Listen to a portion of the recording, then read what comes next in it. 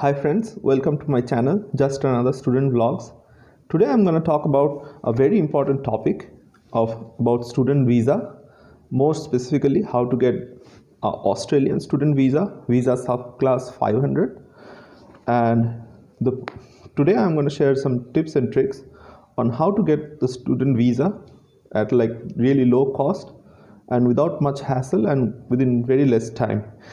So stick to the end of the video to find out more. I will be sharing the most important topic at the end of the video. Hopefully you will find the video informative. And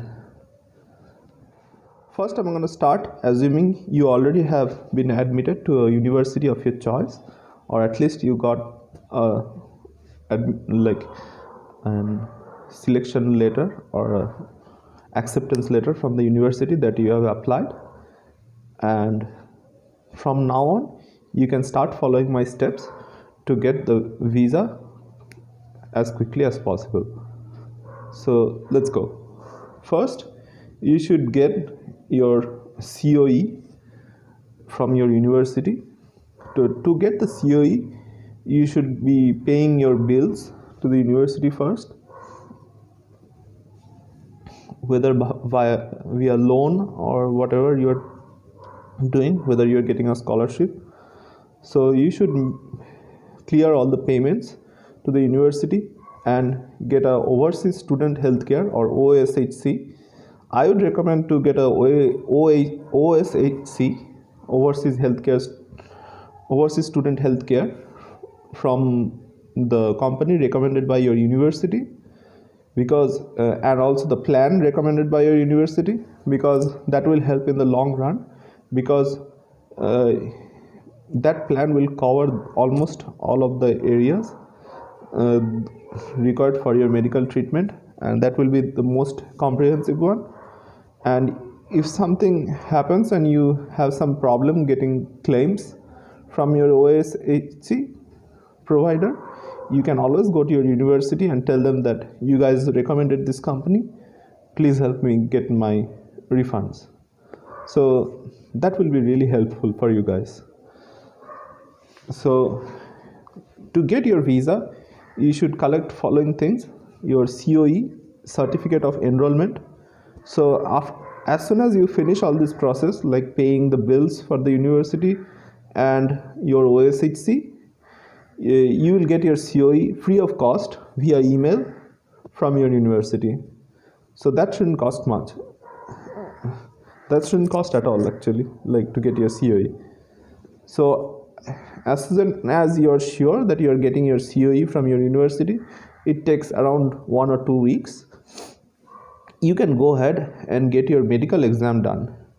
To get your medical exam done, you should first visit imi.homeaffairs.gov.au and create a IMI account over there, which will be used later on to get your visa. In that IMI account, you can get medical declaration done, which is free of cost.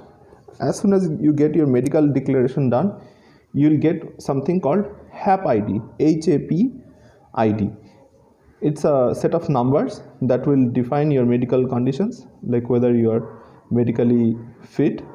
So you have to take that HAP ID and HAP ID application form to a medical panel or medical clinic or physician recommended by the immigration department, which you can find out in their website, imi.homeaffairs.gov.au, like whichever physicians they're recommending in your city. Like if you are in India, you can go click on India and find out the list of panel physicians, and you will find them. There are many panel physicians throughout all the major cities in India. You can go to them and get your medical done. So while you're getting medical done, let me remind you, medical examination cost for a single and unmarried person is cheaper than a married person, and number of tests will be lesser, because in case of married person, they will do a HIV test and all these other tests, which will cost you extra. if you are a married person. But if you are a single person, for my case, they only did regular urine check for drug test, and they will do a scan of your lungs for any signs of tuberculosis, and you will have to attend a meeting with the physician over there, who will ask some regular questions and check your eyesight, and that's all. And after that, they will submit the clearance certificate or whatever to the home affairs itself, like to the High Commission. They won't give any test results back to you, so don't worry, it will be submitted directly to the home affairs office itself. So that's that.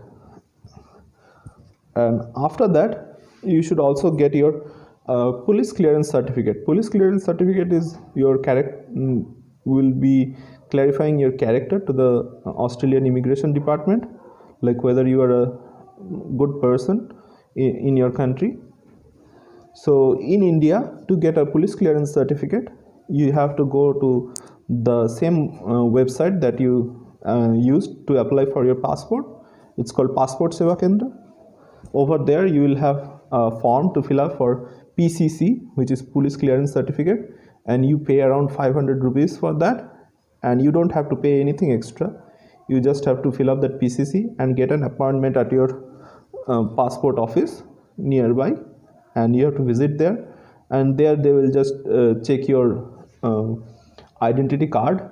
In case of India, it's called Aadhaar card, and also they will ask you whether you are living in the same address as that in your passport, and take other identity cards. And I would also recommend, if you have anything else that proves like birth certificate and others, that you are staying in the same residence, or your homeowners agreement, you can find the list of documents that are necessary over there. You can take them and you can get your PCC done. Like, it won't cost you anything extra other than the application fees, which is around 500. Don't be afraid about police clearance certificate. People may try to like fool you, saying like it's very difficult, police will come to your home, this and that. No, you don't have to worry, unless you have any offense or criminal record in registered. You don't have a problem. They will issue the police clearance certificate in the same day itself, so you don't have to worry about that. After the police clearance certificate, another important thing that you need to consider while applying for your visa is genuine temporary entrant essay. This is a very important in case of Australian immigration, because there you have to state that you are going to Australia just for your education purposes and nothing else, and once your education is over, you will definitely come back to your country. So my suggestion will be, you should visit some like reference GTE essays online. Like, there are lots of examples. You should not copy them. You should take some notes from them and make your own essay, because that's very crucial. If you copy and make an unconvincing essay, your visa will get rejected. So it's very important. So I would suggest, like, if you are able to write, and you should write it yourself. Otherwise, get it like checked by any like qualified person, and make it as convincing as possible and as original as possible in your own words. Okay, don't use a set template, because the person sitting behind there in the immigration office, they are very intelligent. They are checking thousands and thousands of cases, and they will find out whether you have copied from somewhere or not. Trust me, they will definitely find out, and they will reject your visa. So that would be very bad, because Australian visa is very costly and you don't want to lose that money. So as soon as you have done that, or you can do it while applying, I would also suggest that, and it's also written over in the IMI Home Affairs, which no one will tell you, that online application is the easiest, cheapest, and the most efficient and less time consuming way to get a visa. So my suggestion, what I personally did, was apply online, and I would suggest to anyone who would listen to me, please apply online. Don't go into paper applications. Let me explain why you don't want to go into paper applications and why you should go into online applications. In case of paper application, you have to go somewhere called VFS. They are a private company. They will help you with your paper applications. They can also help you fill up if you give them extra money. In case of paper applications, you have to submit a certified document. Certified document means it's that document, a copy of the document which is attested, like signed and stamped by a notarized person who can say like this document photocopy is genuine. And so if you know someone not notarized, that's very good. You can save some money over there. But if you don't know, VFS will charge you a significant amount of money for every attestation of every document. They will even charge you for making a photocopy of your documents, and something called witnessing your documents. Like they will charge you a lot. Like each document photocopy you submit will cost you more than 200 rupees, and you have to submit around, in my experience, 20 photocopies, 20 documents, or around something like 15 documents, around something like that, to make a strong case. So you can make the calculations. So that will cost around 4,000 rupees extra just to submit the documents. And after that, they will also charge you to send the documents over to the home, like high commission, like all the courier fees and this and that, which will all add up and will cost you. So my suggestion will be to do it online. In case of online, you don't need to submit attested copy. You just have to scan your documents, original documents, and just upload them, which is very easy. You can scan either by by taking your documents and getting it scanned using a scanner, or what I personally did, which is very cost effective and it won't cost you a single rupee or any kind of money, is like using an app on your mobile called Cam Scanner.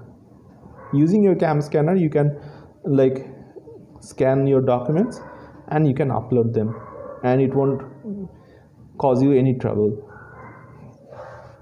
And moreover, it's free, and you only pay the application fee for the visa, and you don't have to pay anything extra. Okay.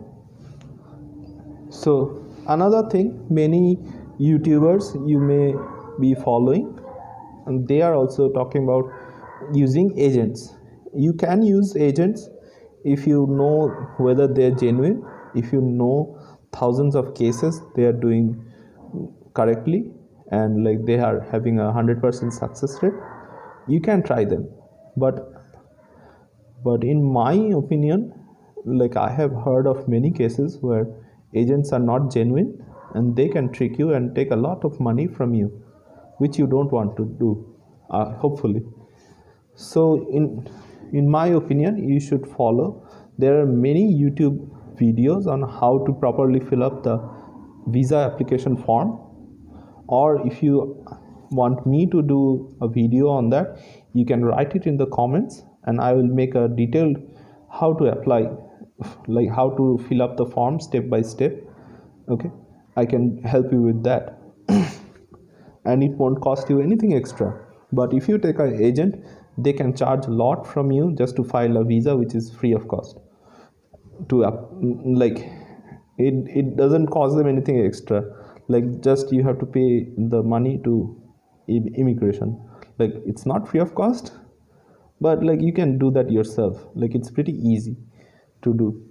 Be confident, because you will be alone in a different country for which you are applying for. So I think you should have enough confidence to fill up a visa application document. another point is like after you apply, whether you apply using a paper method or online, you won't get much update like how far your application is progressing. Like there is no clear indication. Even the website doesn't show you how far your application, whether it's being attended or not. But trust me, they are being attended. And if your documents are genuine and you are truthful in your applications, like you didn't make any fraudulent claims or anything, your visa will be processed as soon as possible. So my advice will be truthful, like submit original documents, because they will find out definitely, and it will cost you if you are not truthful. So in the website it is written they are trying to get visa applications done, like for 70% of the application they are trying to get it done within 45 days and something like that.